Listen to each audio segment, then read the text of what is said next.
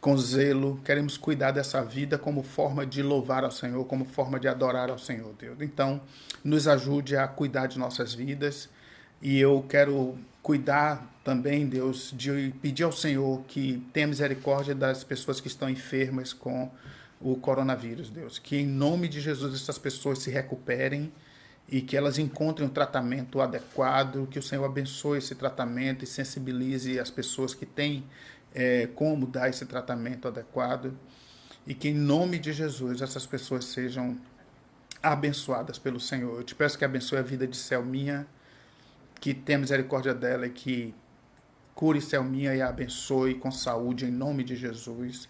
Abençoa, Deus, a vida da irmã de Kátia Conceição, que a irmã de Kátia seja abençoada, protegida e guardada pelo Senhor, que ela seja curada pelo Senhor, que ela tenha resistência, fé, esperança e que o Senhor faça uma obra na vida dela de cura e de fortalecimento da sua fé, em nome de Jesus, ó Deus. Abençoa ela para a honra e glória do nome do Senhor Jesus. Abençoa Rosilane, a irmã do presbítero Rosivaldo, lá de São Paulo, que o Senhor, em nome de Jesus, derrame sua graça sobre Rosilane e a cure para a honra e glória do nome do Senhor Jesus, ó Deus. Cura ela, Deus. Abençoa.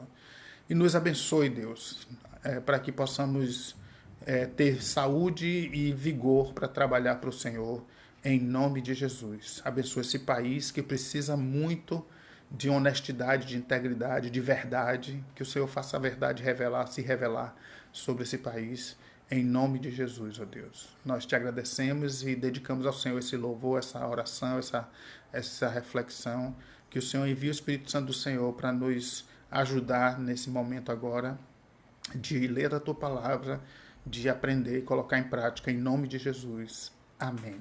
Amém.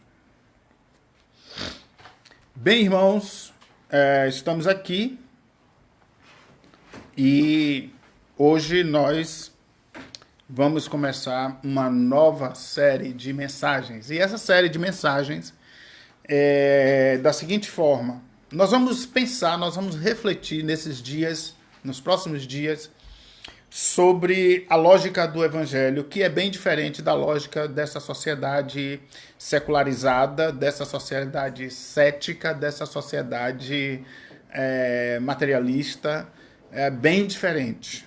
A lógica do evangelho,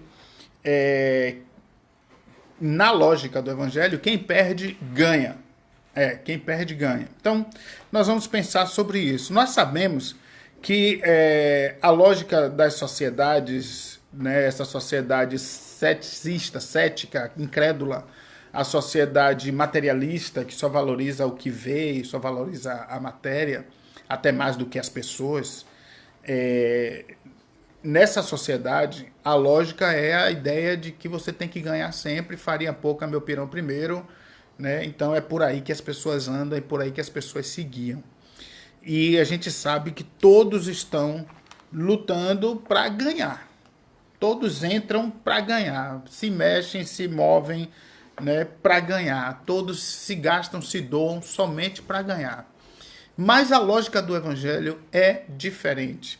E é isso que a gente quer pensar sobre o evangelho. Nós vamos usar textos bíblicos, de histórias bíblicas, de ensinamentos de Jesus.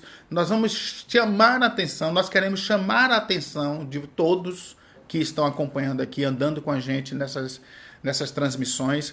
Nós queremos chamar a atenção para a ideia, o fato de que andar com Jesus, andar com Ele, segui-lo, é adaptar-se a uma nova forma de viver, diferente da forma de viver da sociedade cética, incrédula, materialista, egoísta que a gente vive, certo? Então, nós estamos num contexto de ceticismo, de secularismo. Nós vivemos num contexto em que a coisa principal não é Deus, é o dinheiro, que a coisa principal não são as pessoas, são o que elas possuem. Nós vivemos num contexto em que as coisas principais são aquelas que me agradam e não a que agrada o outro. Nós vivemos num contexto de extremo egoísmo e no qual as pessoas se tornam peça da engrenagem do sucesso da outra, certo? Então, é triste dizer isso, mas as pessoas muitas vezes, mas quase sempre, certo? Veem o outro como peça de engrenagem do seu sucesso, como degrau da sua subida, certo? E Cristo não fez e não viveu assim e não ensinou isso, certo? A humanidade, do jeito que deveria ser, né, a característica de ser humano, do jeito que ele deveria ser, seria uma humanidade em que, se a gente não cresce junto, não está certo. Se a gente não anda, não alcança o sucesso junto, não está certo. Se a gente não se alimenta junto, né? Se eu sei que alguém está passando fome, eu deveria estar incomodado. Se eu sei que alguém está sendo injustiçado, eu deveria estar incomodado, independente de conhecer a pessoa. Se eu sei que alguém perdeu a sua liberdade injustamente, eu deveria estar incomodado. Mas não. As pessoas vivem dessa forma, de forma diferente. Vivem de forma que o farinha pouco, meu pirão primeiro. Cada um cuida de si e assim por diante. Então, a humanidade, a característica de ser humano, deveria nos levar a viver de uma forma em que nos considerássemos verdadeiramente irmãos, e nos considerando verdadeiramente irmãos, nos importaríamos uns com os outros, mesmo estando à distância, né? E hoje, por exemplo, nós estamos numa situação de isolamento social, de quarentena, e algumas pessoas estão bem porque têm uma provisão financeira garantida, mas muitas outras não têm. E o fato dessas pessoas não terem deveria causar incômodo a gente.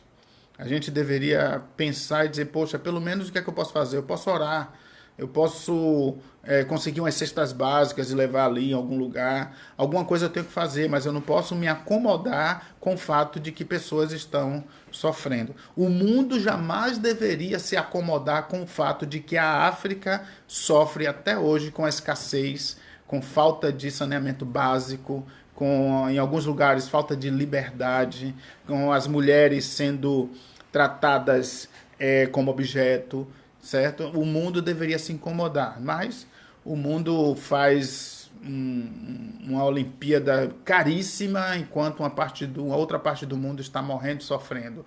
O mundo faz uma Copa do Mundo de futebol caríssima, né? Enquanto uma outra parte do mundo não tem o que comer. O mundo faz uma festa, um festival, certo? Enquanto outras partes do mundo não têm sequer um lazer, certo? Se voltando para o Brasil, a gente pode dizer que o Brasil é o país que faz um carnaval caríssimo, mas não investe em levar água para o povo do Nordeste que sofre, né? O Brasil faz um campeonato de futebol caríssimo, com times arrecadando milhões, até bilhões, e jogadores de futebol ganhando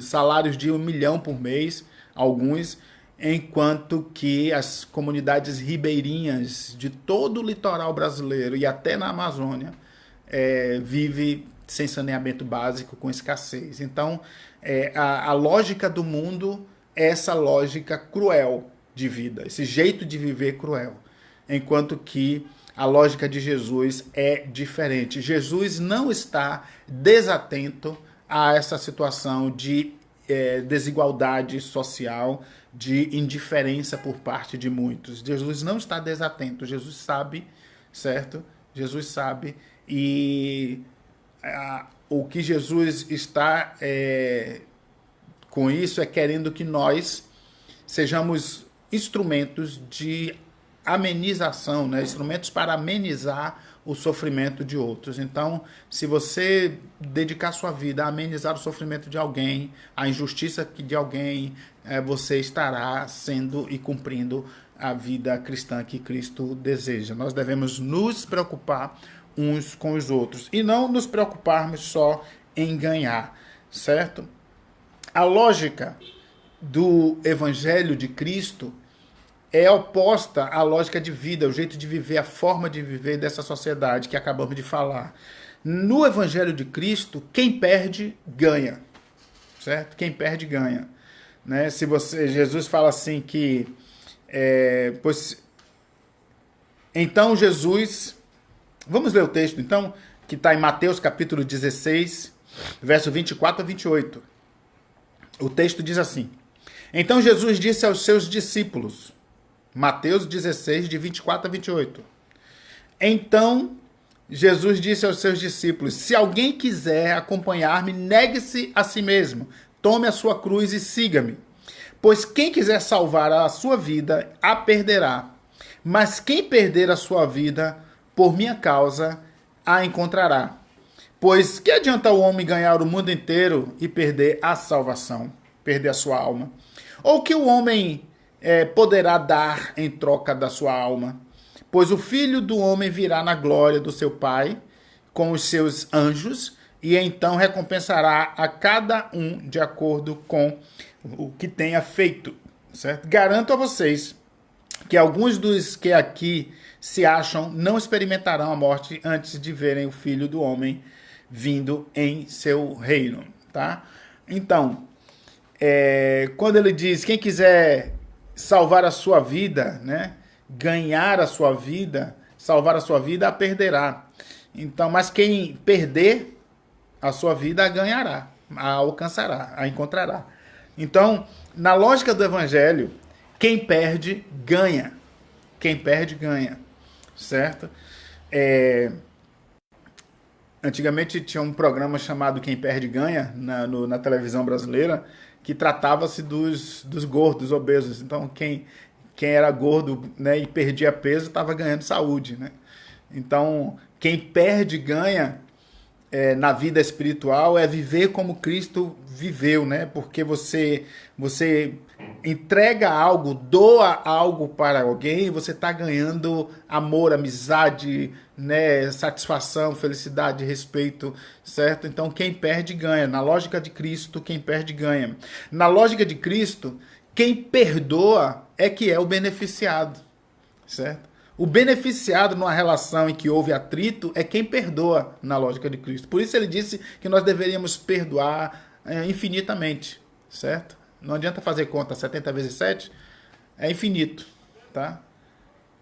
Vem infinito. Então você tem que perdoar, e você que perdoa é que será o beneficiado, que não se continuará escravo daquela dor ou se dará vazão àquela coisa para virar uma mágoa e petrificar no seu coração. Né? Então, na lógica do Evangelho de Cristo, quem perdoa é que é o beneficiado. Na lógica do Evangelho de Cristo, melhor é dar do que receber.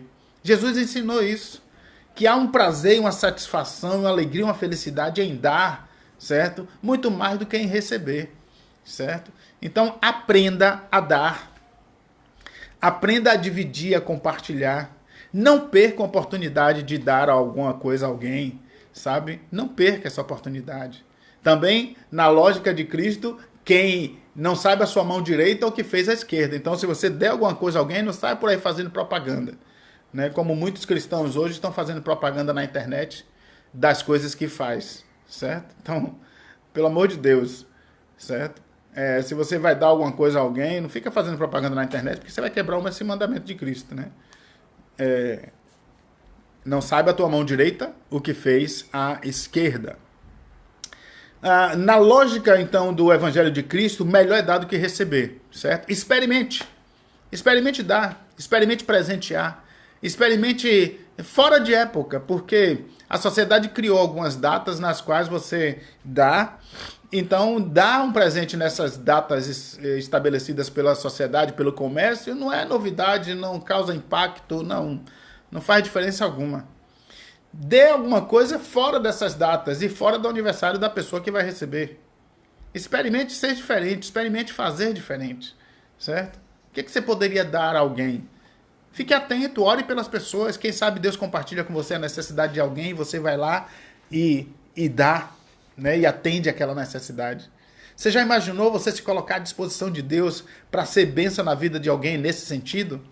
Você orar pelas pessoas sem pretensões. E aí, de repente, você percebe que aquela pessoa está precisando de alguma coisa. E você vai lá e pede a Deus ajuda, consegue adquirir aquela coisa e dá para ela. fora do aniversário dela, fora de Natal, fora de época. Você imagina a satisfação dessa pessoa, a gratidão? Você imagina a construção dessa relação, dessa amizade, desse respeito, como não vai ser? Experimente isso. Experimente dar. Qual foi a última vez que você deu algum presente a alguém? Alguma coisa? Não presente, mas alguma coisa que a pessoa necessitava e que você percebeu. Né? Qual foi a última vez? Gente, viver com Cristo é viver diferente. Não é andar na mesma forma, do mesmo jeito. Pelo amor de Deus, tá? Então, na lógica de Cristo, melhor é dar do que receber. Na lógica de Cristo, maior é o que serve. Jesus Cristo chegou certa vez e perguntou para os discípulos: quem é maior? Né? Aquele que está servindo ou aquele que foi servido? E os discípulos, claro, não sei o quê. Aí Jesus disse: não, maior é o que serve. Maior é o que serve.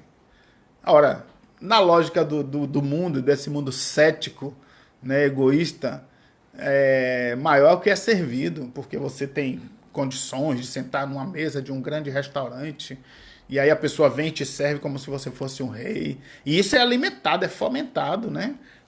Às vezes as pessoas dizem assim: não, eu vou me dar uma vida, um dia de rei, um dia de príncipe. O que é que você vai fazer no dia de príncipe que você vai dar a si mesmo? Eu vou no restaurante tal, vou sentar lá, eu vou chamar o garçom e pá. Gente, é essa a ideia que as pessoas têm e que a sociedade alimenta, e não é de fato, de verdade, o que Cristo prega.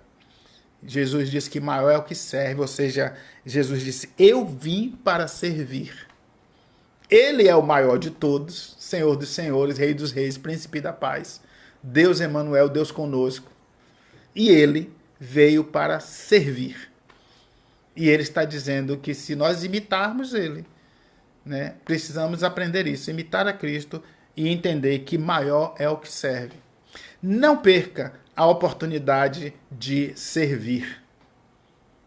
Não perca a oportunidade de servir. Às vezes a oportunidade de servir chega na sua mão. Aí você poderia, né, ir lá e dizer: poxa, aí tem tanto tempo que eu não te vejo e tal, chegou isso aqui, eu precisava te entregar. Aí você vai e serve, né? Alguém que você pudesse, quem sabe, prestar um serviçozinho simples, mas outro dia eu estava andando de carro aqui no bairro e uma pessoa que eu sei que é minha vizinha, mas com a qual não tenho contato nenhum, só sei porque eu já moro aqui há tanto tempo, então eu sei que ela é minha vizinha. Ela vinha de lá do outro lado da praça com várias sacolas de mercado na mão. Eu não contei duas vezes, eu não sei, eu digo, não quero nem saber o que é que ela vai pensar. Eu vou oferecer a ela ajuda. Vizinha, quer carona? Ela disse: eu quero, vizinho. Entrou no carro, eu vim, deixei ela aqui na porta. E tudo bem, continuou. Não nos tornamos amigos, não, nem nada, não. É só bom dia, boa tarde. Mas, sabe, como é que a gente passa ali, vê e perde a oportunidade de servir? Certo? Você precisa aprender a servir, não perca a oportunidade de servir. É bom demais a satisfação que a gente vê no rosto de quem recebe, porque essa sociedade não está acostumada a receber, não está acostumada a viver com gente assim. E é isso que Jesus quer, mostrar um povo diferente, mostrar um povo que não é egoísta, mas um povo que se doa, que não perde a oportunidade de servir, sabe? Não fica terceirizando as coisas, não, tá? A gente tem a nossa campanhazinha de cestas básicas na igreja, certo? Ou não fica terceirizando, não, certo? Porque o nosso objetivo não é distribuir cestas básicas por aí. O objetivo é que todos tenham compaixão e misericórdia daquele que está precisando e que nós possamos servir a essas pessoas, seja como for, certo? Então, e esse servir aqui é também servir ao Evangelho, servir à igreja, servir a Cristo, servir ao próximo. Servir a igreja, fazer algo pela igreja, fazer algo pelo reino de Deus, pelas pessoas que compõem o reino de Deus, servir à família da fé, sabe? Então não perca a oportunidade de servir, não perca. A oportunidade de servir está chegando aí, você está terceirizando. Isso é ruim, tá? Na lógica do Evangelho de Cristo, bem-aventurados são os pobres. Bem-aventurados são os pobres. Bem-aventurados são os humildes. De uma forma simples, nós poderíamos traduzir a expressão bem-aventurados como felizes, certo? De uma forma simples. Mas o conceito de felicidade é tão fluido, é tão ralo, superficial em nossa sociedade que a gente evita. Mas a gente poderia dizer que felizes são os pobres. Felizes são os humildes. Felizes são os que choram. Felizes são os que são perseguidos. Na lógica de Jesus, bem-aventurados são essas pessoas, certo? Que são assim. Essas pessoas que reconhecem, os pobres são os que reconhecem sua total dependência de Deus. Por isso agem com humildade e lamenta sua condição e pede a Deus perdão e solução, certo? E porque vivem assim são perseguidos. Então, bem-aventurado, na lógica do Evangelho de Cristo, bem-aventurados são os que choram, são os pobres, são os humildes, certo? Mas na lógica dessa sociedade em que vivemos, bem-aventurados são os ricos e abastados. Bem-aventurados são os figurões, são os arrogantes que acendem um cigarro, plá, plá, plá. Bem-aventurados não são essas pessoas. Essas pessoas não. Quem sabe o que é felicidade é Deus. Se Deus nos criou e Ele nos criou, Ele é que sabe o que é felicidade. Nós não sabemos o que é felicidade. Quem sabe o que é felicidade é Deus. Quem sabe o que é amor é Deus. Nós não sabemos o que é amor. Quem sabe o que é amor é Deus, porque Deus é amor e Deus nos criou e Ele sabe o que é. Certo? Então, na lógica do Evangelho, bem-aventurados são os pobres, humildes, os que choram, os perseguidos. Na lógica do Evangelho, a revolução de verdade não é ser esperto. Na lógica do Evangelho, a revolução de verdade é ser honesto. É ser justo. O que causa mais impacto na sociedade hoje? Honestidade ou corrupção? Corrupção não causa mais impacto nenhum. Ninguém fica mais indignado. Tanta corrupção que existe nesse país. De todos os âmbitos, em todos os níveis. Sabe? Em todos os níveis tem corrupção nesse país. Tem tanta corrupção nesse país que essa medida que o governo tomou agora, emergencial, para dar um auxílio emergencial para as pessoas, já teve gente se inscrevendo sem necessidade, só para levar vantagem. E depois reclama dos políticos. Certo? Então, nós não podemos admitir e concordar com isso. Então, o que é impactante é ser honesto. Tanto é que ser honesto hoje vira notícia. O cara encontrou uma carteira cheia de dinheiro e foi devolver. Aí virou notícia. Por quê? Porque alguém está na tentativa de usar esse exemplo para influenciar outros a serem e agirem da mesma forma. Então, o que causa impacto hoje nessa sociedade desonesta é a honestidade. O que causa impacto hoje nessa sociedade mentirosa é a verdade. O que causa impacto nessa sociedade egoísta é o altruísmo, né? Na sociedade do ódio, o amor, certo? O que causa impacto na sociedade da vaidade é humildade. Na sociedade da complexidade, simplicidade. É isso que causa impacto. E nós somos chamados por Cristo para sermos esse povo diferente. Esse povo diferente. Então, se você está sendo convidado para andar com Cristo, chamado, intimado por Cristo, para andar com Ele, você precisa saber e estar consciente de que nós estamos sendo chamados para sermos diferentes. Não melhores, nem superiores. Tanto é que maior é o que serve, certo? Tanto é que feliz é o que chora. Tanto é que felizes são os humildes, certo? Então, não somos melhores em nada. Somos diferentes, separados para a glória de Deus. Então, na lógica do Evangelho, a revolução de verdade é ser não o que queremos ser, não o que desejamos ser, mas o que Deus nos criou para sermos.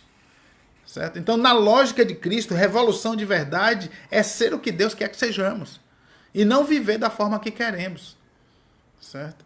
Porque quando nos aproximarmos de Deus, vamos ter um conhecimento melhor de nós mesmos. Tá? Vamos voltar ao texto que lemos, e o texto eu vou reler para dizer o seguinte, vem lá. Então Jesus disse aos seus discípulos: se alguém quiser acompanhar-me, Negue-se a si mesmo, tome a sua cruz e siga-me. Pois quem quiser salvar a sua vida, a perderá, mas quem perder a sua vida por minha causa, a encontrará. Pois que adiantará ao homem ganhar o mundo inteiro e perder a sua alma? Ou o que o homem poderá dar em troca de sua alma? Pois o Filho do Homem virá na glória de seu Pai com os seus anjos, e então recompensará a cada um de acordo com o que tenha feito. Garanto a vocês que alguns dos que aqui se encontram não experimentarão a morte antes que verem o Filho do Homem vindo em seu reino. Então vamos lá. Negar a si mesmo. Jesus está dizendo que é para negar a si mesmo. Ora, faz sentido isso para você? Jesus chegar para você e dizer, negue-se a si mesmo. Faz sentido? Qual é o sentido que isso faz? Como assim negar a mim mesmo? Bom, diante de tanta pregação que a gente já ouviu, de tantas mensagens, de tantas críticas à humanidade e à sociedade, a gente até tem uma noção do que é que precisa ser negado. Mas a gente não tem a noção real de que o quanto nós precisamos negar a nós mesmos e o porquê, certo? Isso é necessário, isso parte de um conhecimento de nós mesmos. E quando nós nos aproximamos de Deus, Deus que é luz, entra em nós, que somos e temos trevas em nossa mente, alma e memória, e precisamos permitir que essa luz, certo, ilumine o que precisa ser mudado e o que precisa ser negado, certo? O que precisa ser negado. Pronto, o que é que precisa ser negado? Você sabe que tem sentimentos em você que você não gostaria que tivesse. Bom, se você chegou a esse ponto, você já evoluiu um pouco, já progrediu nessa caminhada. Mas se você só enxergou no outro o que precisa ser mudado nele, certo? Você ainda está parado no tempo aí, certo? Na caminhada. Porque normalmente as pessoas enxergam no outro o que eles precisam mudar. Ah, fulano é impaciente, precisa mudar. Ah, fulano é intolerante, precisa mudar. Ah, fulano é egoísta, não ajuda ninguém, precisa mudar. Ah, fulano... E aí vai, você vai identificando. Fulano é invejoso, fulano... Aí vai, você geralmente identifica no outro. Só que nós entendemos que essas características são decorrentes do pecado que afetou toda a raça humana. E, portanto, toda a raça humana precisa de mudança. E essa mudança é por meio de um relacionamento com Deus, no qual o Espírito Santo vem habitar em nossas vidas e nos ensina que precisamos negar a nós mesmos. E nós precisamos enxergar o que precisa ser negado e negar. Negue-se a si mesmo. Negue sua vaidade, negue, né, sua impaciência, intolerância e assim por diante.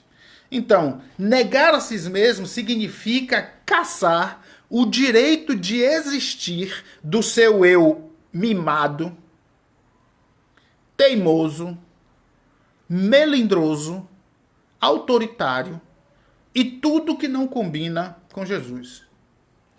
Casse o direito de existência desse seu jeito mimado, teimoso, melindroso, autoritário, impaciente, intolerante. Ou seja, só aqui nós já estamos entendendo que existe dentro de você um eu que explode e que manifesta melindre, teimosia, impaciência, intolerância. Um eu dentro de você que manifesta sentimentos de ódio, de raiva, de vingança, desejo de matar. Então, veja, dentro de você existe esse eu, que é você. Que é você, que sou eu. Esse eu que é caracterizado por essas coisas, que expressam e esboçam esses desejos terríveis, esses sentimentos absurdos. E de onde veio isso? De onde veio isso? Da evolução? Da evolução? Isso veio do pecado.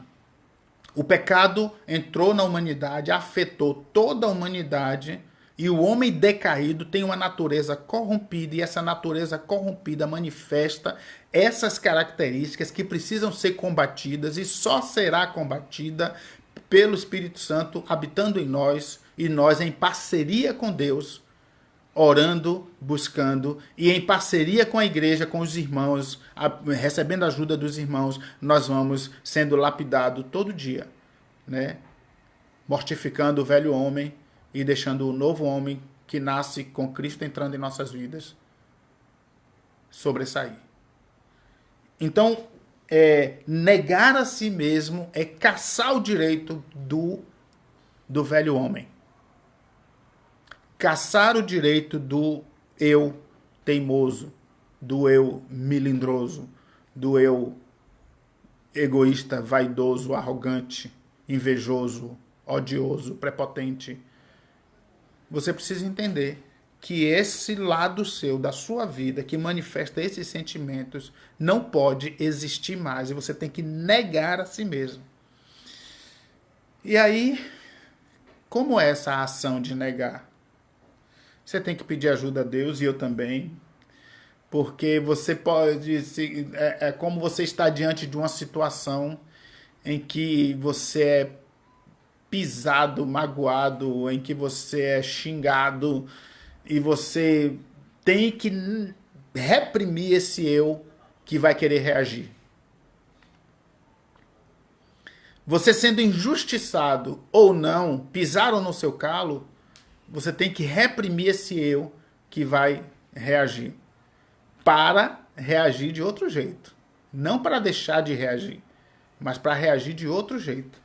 Porque negar a si mesmo é, de forma negativa, caçar o direito do eu, caçar esse lado seu que faz essas coisas. Mas de forma positiva, porque existe o lado positivo de negar a si mesmo.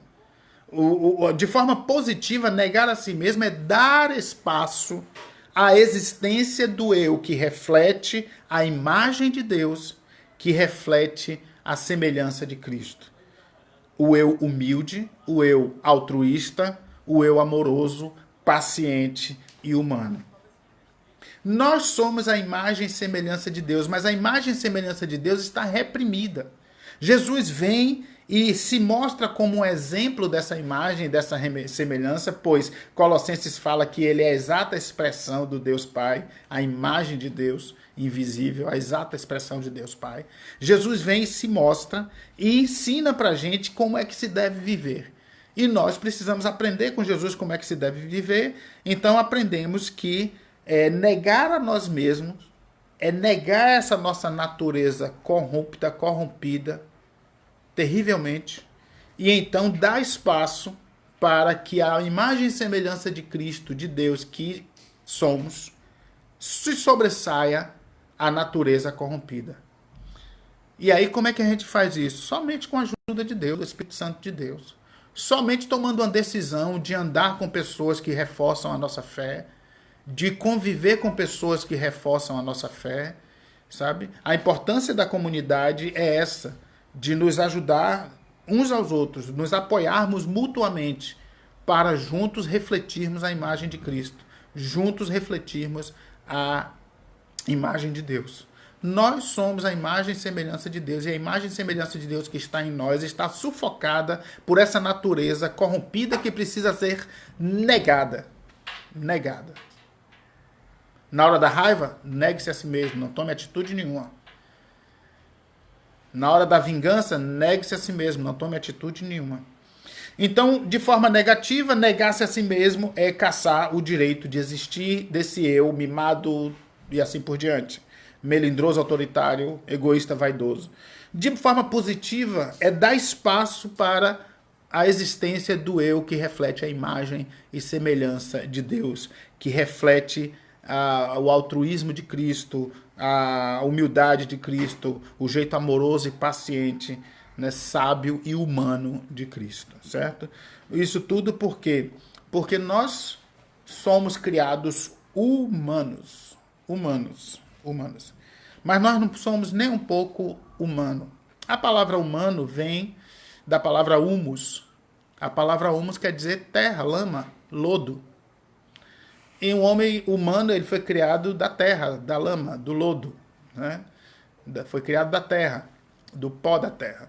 Então, é para a gente olhar para a terra e dizer, eu fui criado disso. Que razão há para eu ser vaidoso, orgulhoso, prepotente e me achar melhor do que o outro, se eu fui criado da terra, né, do humus, e por isso sou chamado de humano? Então, o humano só deveria refletir humildade, porque a palavra humildade também vem de humus, humilde, ou seja, da lama, do pó, da terra, do lodo. Então, nós deveríamos ser humildes. Mas Cristo, que não foi criado do pó da terra, que é Deus, ele sim foi humilde, dando exemplo para a gente. Certo? Então, não existe razão alguma para sermos egoístas, autoritários, vaidosos, arrogantes, raivosos. Não existe.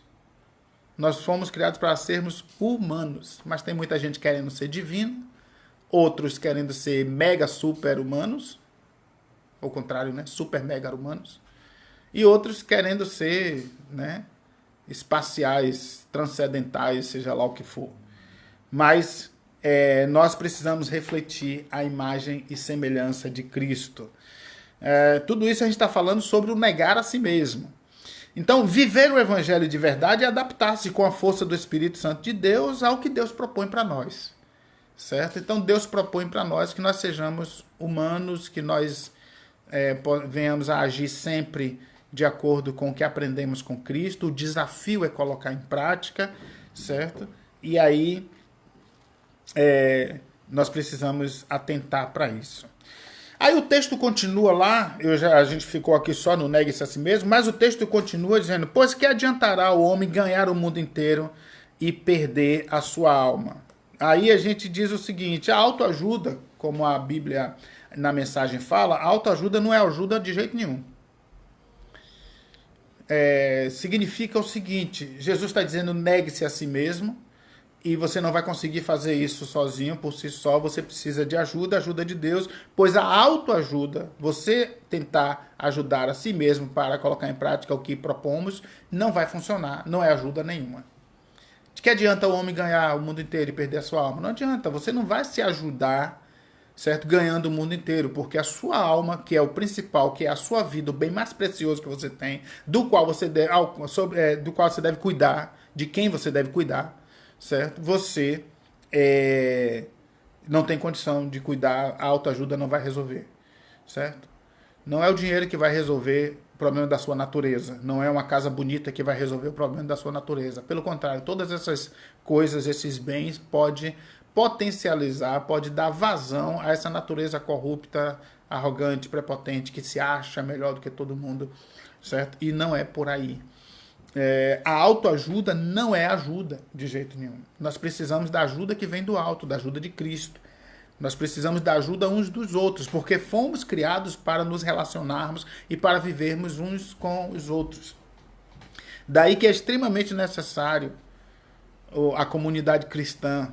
E quanto mais simples essa comunidade cristã for, melhor. Extremamente necessário que essa comunidade cristã exista e que façamos parte dela e que a encaremos e a percebamos como instrumento de Deus para me ajudar a negar a mim mesmo, a ser mais parecido com Cristo. Certo? Então, se você quiser ser mais parecido com Cristo, se você quiser refletir a imagem de Cristo, se você quiser refletir a imagem de Deus que você é e que, por natureza, está ofuscada, você precisa da comunidade cristã. Certo? Se você acha que não precisa das pessoas, se você acha que não precisa da comunidade cristã, se você acha que não precisa dos cultos, das reuniões, você está numa vibe de arrogância, certo? De arrogância. Se você acha que não precisa ver as pessoas, que não precisa servir, que não precisa, sabe que está tudo bem com você, você está numa vibe de arrogância, certo? Você precisa mudar. Você precisa mudar. As coisas estão mudando no mundo de forma extremamente rápida. De um dia para o outro, muita coisa muda. Certo? Muita coisa muda. E a estabilidade e segurança que muitos tinham, hoje já não tem. Alguns ainda têm, mas precisam ser alertados, certo? De que isso pode não durar, porque ninguém sabe o dia de amanhã, certo? Então não deixe para procurar Deus somente quando a coisa pegar, não, quando o bicho pegar. Procure Deus. Nós estamos dizendo isso sempre, sempre, sempre. Procure Deus. Busque Deus. Louve a Deus, adore a Deus. Certo?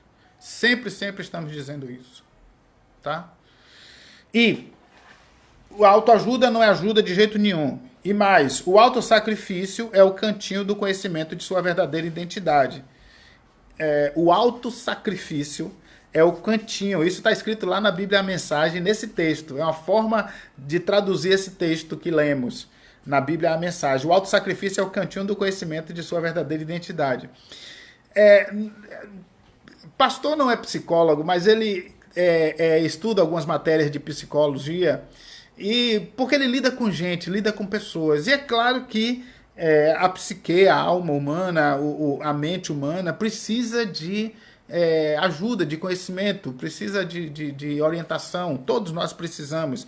E esse texto aqui, ele pode ser perfeitamente olhado desse ponto de vista, sabe? Por isso que o tradutor da Bíblia, a mensagem, disse: o autossacrifício é o cantinho do conhecimento de sua verdadeira identidade. Ou seja, você precisa saber quem você é. Você precisa saber quem você é. E as lutas, sabe? As batalhas, a negação de si mesmo, você fazer o que você não quer. Se você é uma pessoa que só faz o que quer sempre, certo? Você não cresce, não amadurece. Você cresce quando você se autossacrifica e faz alguma coisa por alguém, certo? É aí que você cresce. Porque você está tendo domínio sobre sua mente, sua natureza, seu corpo, e está dizendo, seu corpo está dizendo que quer ficar na cama, e você diz: não, eu vou levantar porque eu vou fazer uma coisa ali, eu tenho que fazer. Ou então seu corpo está dizendo: não vou sair desse sofá hoje. Aí sua mente diz: não, mas você precisa sair, você precisa se levantar, senão você vai ficar obeso, gordo aqui, vai ter um infarto. Sabe, sua mente, seu corpo está dizendo: não vou sair para malhar não, porque a academia está por fora e tal, mas sua mente está dizendo: rapaz, você precisa malhar, você precisa de uma atividade. Esse é um exemplo simples e mínimo, mas em todas as áreas, sabe? Não vou visitar fulano não, não vou ligar para fulano não. Ligue, rapaz. Visite, sabe? Procure saber como é que tá, faça uma oração, sirva alguém. Sirva alguém, ou seja, é nesses momentos em que você nega a si mesmo que você tem conhecimento de quem você é, que você aprende qual é a sua verdadeira identidade, e quando você tiver prazer em abençoar alguém, em servir alguém, quando você sentir o prazer de abençoar, de servir alguém, você vai ter conhecimento de quem você é, e vai ficar surpreso da alegria de se descobrir. Certo? Da alegria de se descobrir. Jesus está dizendo que você precisa entender quem você é, que você precisa saber que não adianta você correr, porque você não pode garantir nada, você não tem como garantir nada. Se Deus não cuidar, se Deus não edificar a casa, em vão vigia a sentinela, certo? Se Deus não cuidar dos seus filhos, em vão você tranca as portas. Se Deus, sabe? Se Deus não agir, tudo que você faz é em vão. Tudo que você faz é em vão. Então vê se muda de vida. Vê se muda. Para de olhar para si mesmo, para seu próprio umbigo, e vai servir, vai ajudar as pessoas. Para se conhecer. Porque até então você está se achando o cara. Certo? Se achando a mulher, a fera. Certo? Mas você não é nada disso. Porque a vida, a Bíblia diz, é como um sopro. A vida é como um sopro. Sabe o que é um sopro? É um sopro. Acabou. Passa rápido. Sabe? É como uma planta que hoje está aqui e logo amanhã murcha.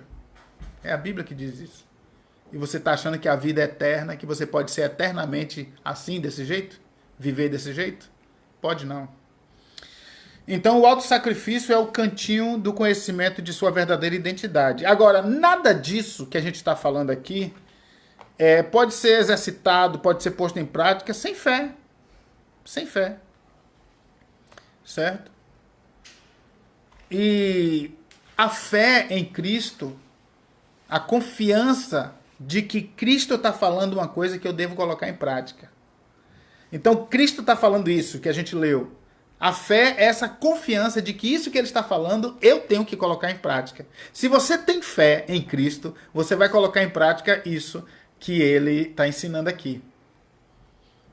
Mas se você não colocar em prática isso que ele está ensinando aqui, sua fé é da boca para fora. Sua fé é genérica, sua fé é coletiva, sua fé sabe, é falácia.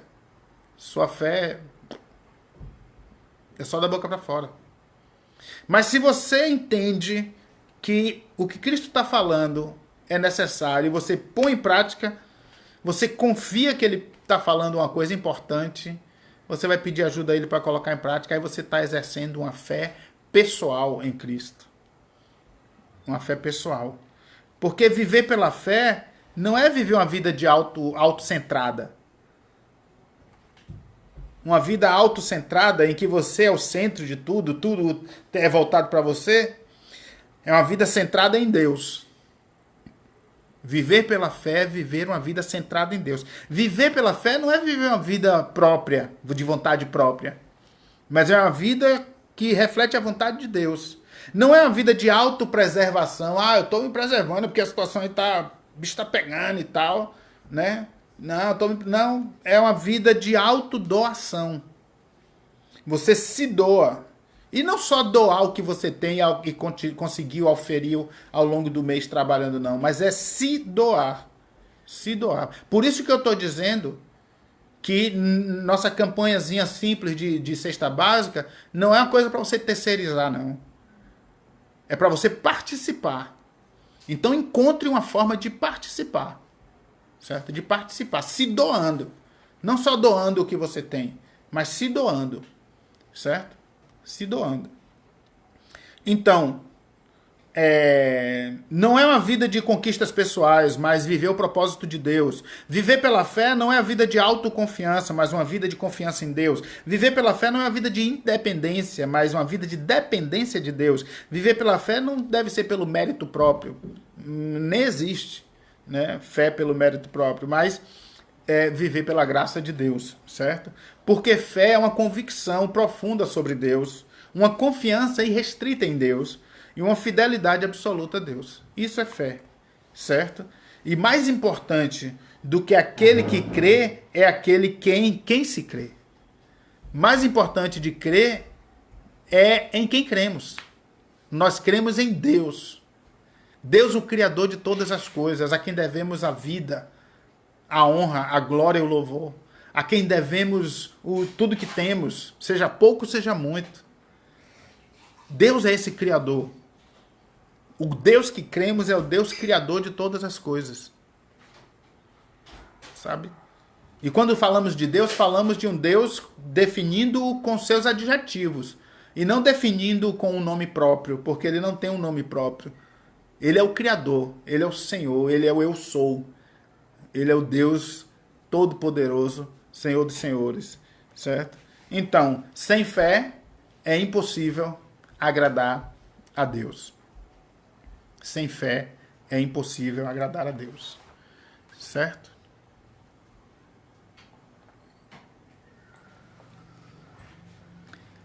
Quem perde, ganha. Ganha o quê? Quem perde, ganha. Essa foi uma grande introdução dessa série de mensagens, certo? E nós vamos usar textos bíblicos e vamos olhar os princípios de Deus contidos nesses textos bíblicos e vamos pedir a Deus ajuda e força para aplicar em nossas vidas. Mas aí, para a gente refletir um pouquinho a mais, quem perde ganha. Ganha o quê? Quem perde, ou seja, quem se rende, quem age diferente, quem nega a si mesmo, certo? Ganha sentido para a vida. Ganha sentido. Ganha explicação, respostas. Quem sou eu? Eu sou um ser criado por Deus para andar com os outros e dividir, compartilhar alegrias, tristezas, dores, angústias, fé, dividir, compartilhar os bens materiais, o pão, o almoço, né? dividir, compartilhar as coisas que estão na minha mão que não são minhas. Eu sou um mero mordomo das coisas que Deus me dá, certo? Então eu ganho sentido e resposta. Quem sou eu? De onde eu vim? Eu vim de Deus. Eu vim de, não, de Piripiri não, eu vim de Deus. Também vim de Piripiri. Mas eu vim de Deus. Né? Deus foi que me criou. Salmo 139, antes que eu existisse, antes que fosse substância informe no ventre da minha mãe, o Senhor já me conhecia. Eu vim de Deus. Né? E para onde eu vou? Eu vou para o céu. Eu vou para Maracangalha? Eu vou, não. Eu vou para o céu. Eu vou andar com Deus. Eu vou fazer rock and roll lá no céu. Lá no céu eu vou ter uma banda de rock and roll. Certo? E vou servir ao Senhor cantando, tocando, sabe? E aí vai ser bênção pura. Certo? O céu não vai ser caretice como alguns falam por aí, não. O céu vai ser extremamente criativo, divertido, certo? O céu vai ser fera. Você ganha maturidade. Pô, pelo amor de Deus, né? Tem gente que só quer receber. Para disso. Vamos dar, vamos doar, vamos servir. Então você ganha maturidade, você ganha esperança, pô. Você vai andar com Deus. Vai andar com Deus, vai crescer, amadurecer e vai entender que Deus está trabalhando em nossas vidas e nos traz esperança de uma vida melhor, de uma vida no céu, de uma vida na glória. Que esse mundo aqui é complicadíssimo. Claro, a gente quer que ele melhore, a gente ora para que ele melhore, a gente sente as dores desse mundo, mas nossa esperança está posta em Deus. Você ganha fé. A fé cresce, porque quando você anda com Deus, você descobre que a fé não é uma coisa genérica que todo mundo tem, não. A fé é confiança nisso aqui que Deus está dizendo. Pô, eu confio nisso que Deus está dizendo, então eu vou colocar em prática. Mas eu por mim só não consigo, então o que é que eu faço? Deus me ajude. Aí Deus vem e derrama fé para você fazer a vontade dele. Aí você percebe que essa parceria está dando certo e você vai ganhando fé e sendo fortalecido. Você ganha salvação, que é de graça, sabe? Amizade de Deus. Vai ser amigo de Deus, amigo de Cristo, certo? Então você ganha um hóspede divino na sua vida, no seu corpo. Sabe qual é o hóspede divino que você ganha no seu corpo? A Bíblia diz que nosso corpo é templo do Espírito Santo. O Espírito Santo vem morar em nós. E aí ele é tudo que a gente precisa para aprender a colocar em prática essas coisas. Um hóspede divino na sua vida. O Espírito Santo de Deus. E você ganha a felicidade real e verdadeira. Felicidade real e verdadeira. Tá? Então, uma introdução para a gente colocar na cabeça que viver o Evangelho é viver uma cultura diferente, a contracultura do Evangelho. E que no Evangelho quem perde ganha, maior é o que serve. Né? Quem perdoa é que é abençoado. Dar é melhor que receber.